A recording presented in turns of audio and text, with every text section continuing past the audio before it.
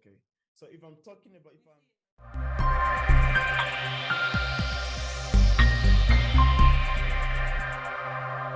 Hi there, viewers. Today I'm joining a conversation with author Maxine Blake, the author of Don't Pull in the Paddling Bowl.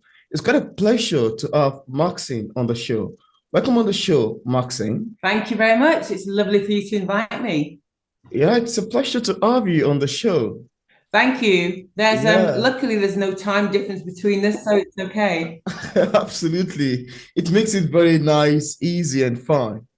Maxine, I like your book's title. It's kind of funny to me. Don't pull in the paddling bowl. And I'd love you to tell us about the book. I mean, how does the book come about? What inspired the book?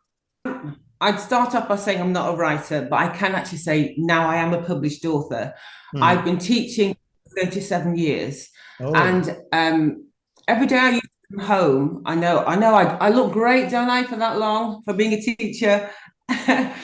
I used to come home and I used to tell my husband and my son stories about what happened to me at school hmm. or my college. My son used to say, "Mom, that's weird. Nobody ever says that to teachers at my school." And I just go, "Oh, it's ordinary stuff." And he just goes, "No, no, no. Those stories are so funny. You have to write them down." And just for the family so we can have a good laugh. And he said, no, people really need to know what kind of things happen. Yeah, So the title, if you can see it on here, yeah, "Don't Poo in a Pudding Bowl." And if you can see the bowl, it's not quite English, but an English pudding bowl is one where you very, very, very deprived. So the students didn't have that much money at all. So they lived in a working class estate. So hmm. um, included a little bit of poo in a bowl. I don't want to say too much, and it does sound quite disgusting, but if you had that mindset where you were teaching in that school, the Yeah, incidents that happened and how we overcame them, you either stayed in that school for a long time or you left. And I left after 3 years, but I yeah. still maintained my great relationship with the students. And the thing was that the perpetrator or the person who deposited something in the said bowl was caught. But what happened to them was an interesting part of the story. So Hmm. that's just one of the stories, which isn't necessarily that funny, but it will set the scene as to this is how I feel about what happened. And often when people talk about the teachers, they call them Mr. or Mrs. So and so because they can never call them by the first name because Hmm. you have this kind of aura about you. Well, Hmm. I'm just ready to expose everything and tell everybody all the embarrassing things that happened to me so that they think, oh my goodness, you are human after all. Because they still think as teachers, we're Hmm. set somewhere quite high. And I just want to go, so many things happened to me that I have to tell you all, particularly during COVID times as well, that Hmm. makes them want to laugh. So I Hmm. just published a book about the funny things that happened to me during when I was teaching. Oh, that sounds very fascinating. I love the sound of the book. Now, for readers like Thank me, you. you're welcome. For readers like me who haven't read the book yet, without giving much information away, could we have a sneak of what we'd expect picking up the book? Well, let me put it this way. Okay. How many times have you had somebody come up to you and just go, "Can you smell my armpits?" Yeah, yeah, exactly. That's just one of the things that I can tell you that's happened. And my reaction and what happened after that is very interesting. I taught, when I taught in a college, mostly boys. Boys go through all kinds of hormonal changes. And I also teach anatomy and physiology. And I'm hoping you're seeing where I go with this question here. So if I'm talking muscles on the body and the skeletons, and the questions I'll get asked from the boys are not about performance in sport. It was about other things.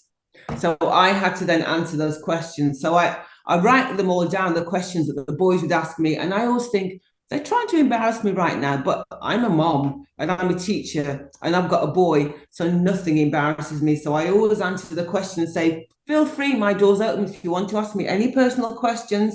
I'm happy to answer them, but come back at break time. Nobody ever did. So there, if you think about when you were back at school, how sometimes children would quite often try and avoid the subject and ask you something embarrassing. you don't end up teaching them. Well, this is the kind of things we used to have. So Right. sometimes sneakily relationship questions or the strange growth in the chest, and they'd be lifting their clothes up to try and show me. I go, oh, not now, please. So a few of those kind of things. So yeah, the boys were always trying to play some kind of trick or the other, and it was how I handled it was the other way, the way I answered them, and they just go, "Oh my goodness, she's just no ordinary woman, is she?" So, and now I, 20, 30 years later, I see them have a good chat, we go out for a drink or some food. So that's really nice, and to show you that it's not just about teaching them at the time, but it's about the relationships that you then build up and to who those people become later on. But then you realize that's a reward of teaching. Absolutely. It's really hard when you're going through it, and you don't see how they progress, but it's the foundations that you lay. And because I can take a joke. Oh, that's great. Guys, I love to hear that concept about the book. Thank you. Maxine, from reading your description page on Amazon, the book description page on Amazon, I see that it's a collection of short stories describing teacher-student interaction, interjected with comedy moment, just like you've described. Drama and, of course, teenage, toilet humor collected throughout your 4 years of teaching. Could you tell us more about this? Well, I think all through my life, I decided where I wanted to teach was someplace where I was needed most. I could have gone to an ordinary school, but my first job was in a very white working class school where really they had nothing at all. And my last part of my career, I ended up mainly minority ethnic students, again, very, very deprived. And so I wanted them to see somebody like me in a senior position when they can look and see, oh my goodness, that's somebody that we can aspire to. Because when I was growing up, there was hardly anybody there that was Black or Asian or whatever that I thought, oh, I want to be like him. So I wanted to be that kind of person. And because I taught some sport, I used to quite often take students away on residential. So we go away for a week somewhere. We might go abroad, or it might go to the English countryside. Well, I had a group of Muslim students who, when they were sitting on the coach, this is just one little thing, and we were, and I took about, with other staff, about 250 students away for a week. So that's a big number of students. So having divided them up on the coaches, and I'm sitting on the back of the coach, and I hear all this noise, and I'm thinking, what's going on? They're pointing at this thing. So I get up from my seat, I look in the field, and I think, what are you pointing at? And they just go, what's that over there? I haven't seen that before. And I'm looking at it, I think, what? That fluffy thing. And I suddenly realized they're talking about sheep. Now, well, depends on which country you're from. You might not have seen them, but Sheffield is a city that is one of the greenest cities in Europe. And also, within half an hour, you are in the countryside, and sheep and cows and everything are all over the place. So these were a set of students that if they didn't come to our college, I don't know where else they'd go, because their parents would escort them to their education establishments. So they'd never gone out to the city centre, and they'd never seen sheep before. And the place we were taking them to were full of animals. So you can imagine, if they hadn't seen that on the bus, what was it going to be like when something was coming up close to them and they're having to do walks in the mountains.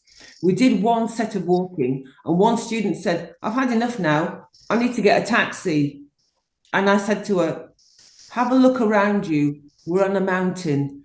Taxis don't come here. So that's the level that we were working with at the beginning of the year to try and mold them. And so I knew that would be hard work, but once I'd got them through it, they'd be absolutely fine. So this is the kind of thing I'm telling you, that the students I taught were really, really deprived and didn't go anywhere at all. And it was my job to open up their eyes. And so these were a few of the stories that really surprised me, because I just thought everybody's seen sheep and cows, but these hadn't either. And not many people have jumped off a bridge or abseiled off a bridge. They'd never been canoeing before, so they didn't know the language of it and what they should be doing. And the stories that came out then, again, I was surprised that none of them hadn't been in the water, and just helping them to be in the water.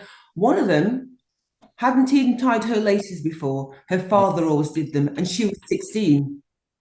So again, building up all these stories, which ended to be funny, but quite an eye-opener to some teachers who think, oh, no, I remember when I was teaching in schools like that. So it's about relationship building. It's about the humor that comes out of when they don't know things and how I handle them. Absolutely. Also, yeah, somebody being having a pudding bowl with custard in her face and how I dealt with that one. So there are lots of little funny stories as well as, oh my goodness, you've seen the light. Yeah, you're going to be absolutely fine. So yeah, so lots of little gems there that lots of people would go, oh, I remember that trick I played on somebody. So those kind of stories.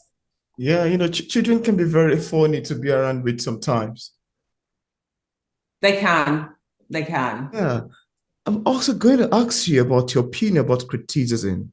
How do you react to negative criticism of your book? If you've ever had one, or peradventure you get to have one Ah, in future time.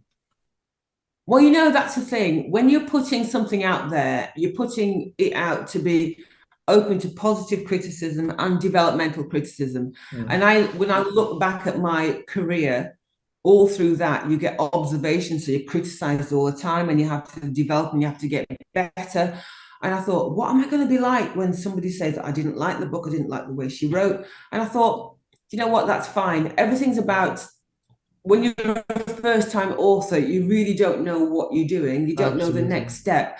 So, Yeah. okay, if they give me a criticism that's negative, I'd like to know what it is that I can build on so I can better for the next time. Mm. If it's just like I didn't like it, well, I can't do anything about that. But if it's something constructive, and that in education, well, in life, you need to look at constructive criticism, then I'll look and say, okay, I'll do it better next time. Or if there's some edits I need to do, I'll look back on it again and say, yeah, I agree with what you said there. But we all have to be able to take that and take it with big shoulders Mm. and then work on better. But if we don't criticism and be better, we know better than anybody else, really. So yes, so my next book, I'm taking some criticism. And to be fair, there weren't that many, but you have to be self-critical, don't you, and look at what it was like and how you can do better now that now that I know the industry a bit better. And I just think some of the processes I did were maybe a bit too rushed. I need to slow them down a little bit and then work on some of the delivery. So that's how I'm trying to deal with it, trying to see the positives as well as that. Oh my goodness, that hurt. But I've got to move on. You can't stick with that. You have to move on and then get Absolutely. better and do Absolutely. better. Yeah. And I love your answer to that question. It's quite very fun and interesting to know. Now, that wants Thank me you. to ask if you have any book you're currently working on. Are you working on another book, or what are we expecting Oh. next? When I came out with this, because it's a memoir of my 37 years, I just went, no, everything's in that book. I have no others. And Mm. what was really interesting, as soon as the book came out, Yeah. obviously, in a career, you then move on to institutions and people you were close to somehow you don't see them anymore. Well, they started coming out and started contacting me. So over the last year, when we could from COVID meet up, I've met with so many of my ex-colleagues and we've gone out Mm. for a coffee and they started telling stories and I've gone, oh my goodness, I forgot that story. Or other people who then read the book and said, I'm a teacher, or my parents are teachers, and they had this funny story. And I thought, oh my goodness, I didn't expect that reaction for people to be then giving me other stories. And so, yes, I've just literally in the past couple of months finished writing the second book. And that's come from a collaboration of stories from my colleagues. But Mm. really interesting is that I happened to bump into an ex-pupil and get this because this is way older than you from 1983 who Wow. recognized me. I know. And so I got together and I was so, oh my goodness, I can't tell you how I reacted because this is my first form group. So we Mm. arranged to go out with 8 of them, and they're now coming 50 years old or 50 years old. And I thought this is really weird because they were children and now they're responsible adults and grandparents. And we Mm. sat and we had the best nights. And so they told me stories from their point of view, from when I was teaching, Wow. of things that happened. And so this book is a nice reflection on their stories, with me included, and things that I've said to them, never mind the other way around. And it's just so sweet to think that now I see them quite often, and we go out for walks and we have this different kind of relationship. Mm. So it's a collaboration again of again, funnier stories, things that have happened, things that are embarrassing, but from different points of view. So from other staff as well as myself and my ex-pupils, which is I find is absolutely great. That's fantastic. I so much love the sound of this and everything you discussed. They're quite, very interesting to me. Thank you. Yeah. I'm also curious to know if you've ever experienced any challenge while writing your book. If there is any, could you share with us what challenge it is and how you ultimately overcame it? Well, it's interesting because when I started writing it, I then told my colleagues at work, I said, okay, so I'm writing this book and it's about funny things that happen or embarrassing things that happened. I wanted to hear what they were going to say, like, am I in the book, or no, don't put anything I say, or that's not very good because that's unprofessional. But I had to make sure that I talked to the Well, principal, so the head of the college. I thought I need to go and get her on my side first of all, uh, and she's absolutely fine. And I just said, but I won't mention the institutions. I might mention staff, but I'll get their permission. And some staff said, yes, they're fine. Some gave me their stories. Some said, oh, but use my middle name. And you know what? It created such a spark because how many people have been in the book, right? They know that they're in the book. They're keen to see what, of course, they go and buy the book. And the uh, even nicer thing, because then it was we had International Women's Day and we got Black History Month. I would sometimes go back into the college and there's this huge poster with my face on it and the book. And that's in the library for everybody to read. And so many staff have read it. So I just thought, oh my goodness, I come out as a teacher and I'm going back as an author. And that is oh, just so amazing. Yeah, absolutely. so many people and senior management, they bought the book. So I just thought, oh, didn't expect that kind of, reception. So yeah, that's good. I've yet to hear what the English staff think about the way I've written it, but they're all being really nice at the moment and they like the stories. And they also recognize a lot of the students that are in those books because they've taught them as well. So obviously then my characterization of those students has come out. And Wow. I've had quite a few students who've just come and know I need to sell this. I'm in this book. I need to tell people that I'm in it. And so they've ordered lots of the books to sell to their friends. So I Wow. found that really quite because they've gone, I've never read, this is the first book I've read. And I've just gone, I've been teaching you for years. How have you not read a book? But I'm so glad it's mine that you've written, you've read. So yeah, that's been taken really positively in all the institutions I've been in. And I'm so grateful for that. Yeah, I love the sound of that. It's quite very fun and quite, fascinating to hear. Now, could Mm. you also tell us what publishing is like for a published author like yourself? What are the challenges you've encountered in terms of marketing your book? And what are the mediums you've utilized so far to promote your book? When my editor finished, she said, okay, so this is what you need to do to go to a publisher. And because I'd finished work that year and then it was COVID, I was really keen to get it out. And I knew going to a publisher might take a couple of years, and I wasn't ready for that. I thought, I want to get this out because I'm a bit of a control freak and I like to keep things so I've got control of it. So I thought self-publishing was the way to go. Hmm. So because my son and my husband are really good on IT and things, my son created my website. So I sold it from my website, and then sold it from Amazon too. And then because of the way I've produced it, it's also in a lot of the shops in the UK so they can get it too. And then digitally, it's elsewhere in other international shops. But I had no idea about marketing. But my son's saying, no, mom, you just write the book.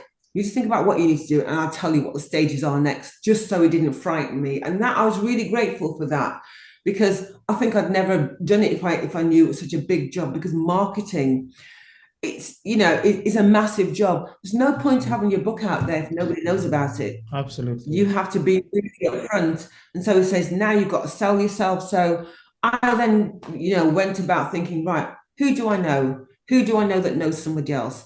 And Mm. got myself onto the local radio. So regional radios I've been onto, I've been in the newspapers, I've done journalism things, I've Oh, done lots and lots of podcasts, and there's lots of the social media too, but that's got to be a constant because people, we have 15 minutes and we just forget things like that. So I've done lots of readings. I made a song about the 12 days of Christmas, which was some of the chapters in my book, and I oh. sang that because I sing in a gospel choir too. So that's, you need something a little bit different to try and capture people. Mm. And back here in England, I've done lots of vendor stalls where you're selling and talking to the public, and which was nice because not long ago I was walking with a former colleague of mine. Someone says, "Oh, are you that author?" And I've just gone, "Oh, me?" He said, "Oh, I bought your book from a stall the other day," and I stood there thinking, "Oh, what's she going to say?" So, "Oh my goodness, it was so funny.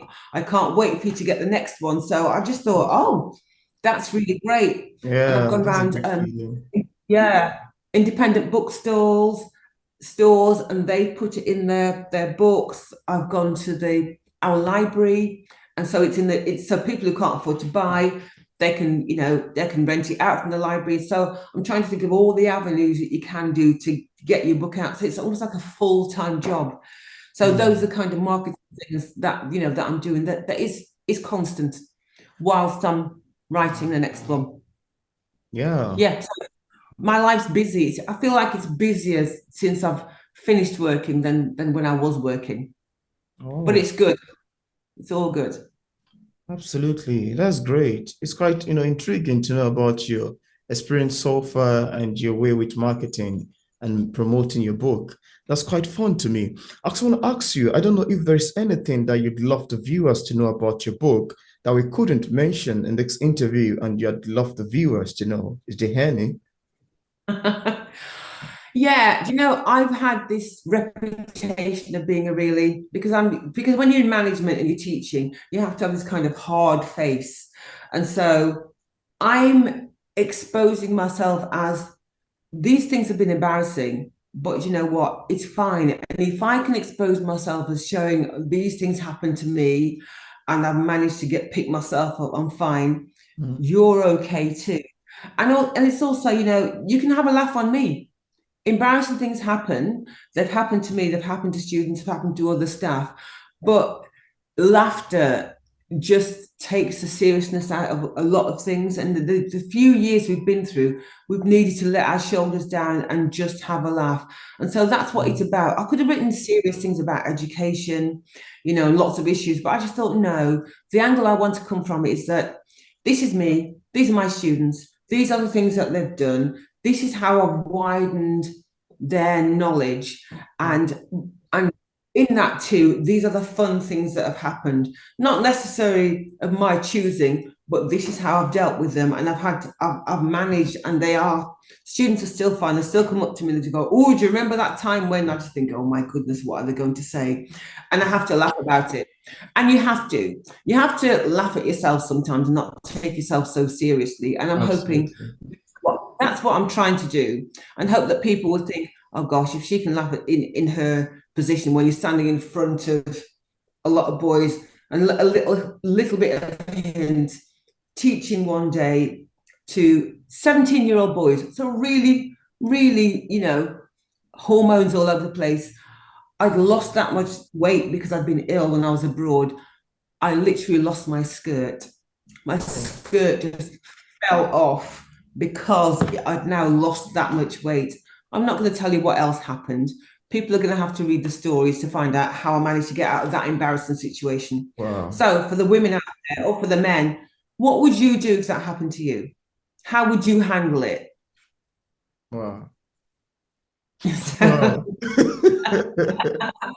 yeah, and that's not a normal everyday situation, is it? Yeah. You know, not many people can say that happened to them.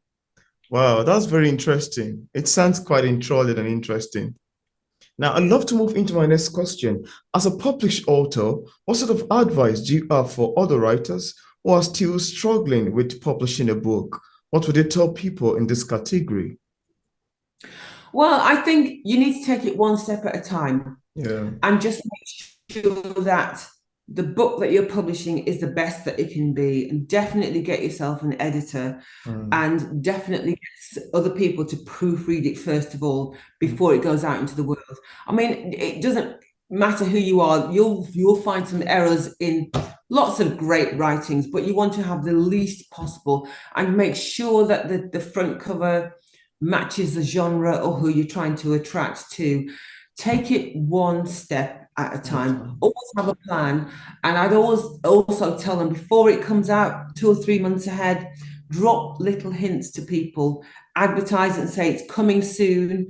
And I started a pre-order list as well. So I then had this big list of pre-orders that once the book then came out, I knew I'd got automatic sales straight away. So I'd already start on there and I'd get my reviews going in, and reviews are the hardest things to get. So Mm, it's about constant dripping, always being there, having checklists. I'm one for checklists and ticking them off and going through them every day. What do I need to do? At what time do I need to do this? And just keep getting on. And don't be disheartened. Some things take time, other things are up there and then they go down. But some mm, things take time. Once your book's out there, it will always be out there. If you spot a bit of an error, you can then unpublish it, change those, and make it better. And that's a good thing about these things nowadays. You absolutely. can make changes for the better. If somebody says, I loved your book, but do you notice this chapter there's a bit of inconsistency? You think, oh, right, I need to change that very quickly. Mm, Other people won't know that at all. And then you move absolutely. on. Thank them nicely, then you move on. And Mm, then just you have a big plan, but you have to have all the little bits that go in between that and make sure that you're ticking all those off, because there's no point having that grand plan if you can't follow all those small boxes through. And if you can, have a bit of a team that's with you too. Because I had 12 or 14 people that were just read the book but also gave me hints on, and they're from different kind of lifestyles, so I know that they'd have other friends that would then look at things too. So I didn't just have teacher friends, I had other people that were very different to my kind of lifestyle to help to push that book out as well. So reach out to other people, because you know what? I have a motto: don't ask, don't get. If you never ask for anything, you're not going to get anything. People can only say no and then you move on. But they mm, might surprise you and say yes. You absolutely. know, send an email to some producer on the radio. They can only say no, but then have something ready, have something, have a few quotes ready from your book or something like that to make them just go, oh my goodness, that is so different. I really want to read that book. Mm, Always have those up your sleeve. yeah. Don't ask, don't get. Wow. Wow. I love your answer to these questions. I'm very, Thank you. very, very love it. And I'm hoping that viewers, including myself, would love to Thank utilize you. it. So please tell us, Maxine, where can we get copies of your book? For viewers who love to get a copy, where can we buy Let, it? yeah, show you again. So if you're in the UK, you can go to my website, which is maxineblake.com. You can still go to my website if you're out of the UK, because then there are links to all of Amazon that you can go through, or Amazon worldwide, or your local bookshops. They will have it digitally and they will have to order it for you. So whichever method you want, you can actually do that. So if you go on maxineblake.com and you wanted the ebook, I can send you that straight away. Absolutely no problem at all.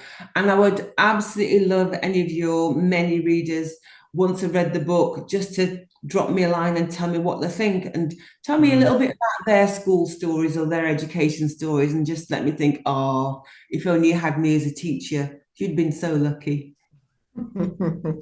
Thank you so much. Thank you so much. And I left a link in the description part of this interview to our website and also to the purchase platform on Amazon and other platform. Thank you very much, Maxine Blake, for My accepting the pleasure. invitation to be featured on P English Literature. It's a pleasure having you on the show. Thank you very much, and I wish you many, many more interviews and many more successes. Thank you so much. Amen. Thank you. Yeah, thank you.